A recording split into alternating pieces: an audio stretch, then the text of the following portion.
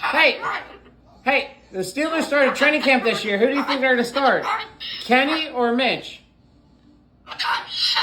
Mitch? Really? Because he's old? I think Kenny's going to start. Why? Just because he's out of college? I'm not going to shut up. I would ask your opinion. That's not... Mitch isn't starting. No. It's the...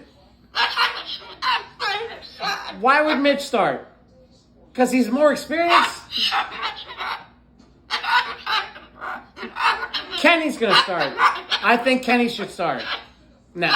Kenny should start so he gets a fresh start and takes over Big Ben.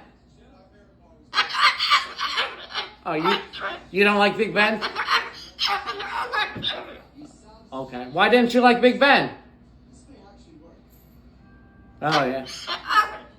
Oh, okay.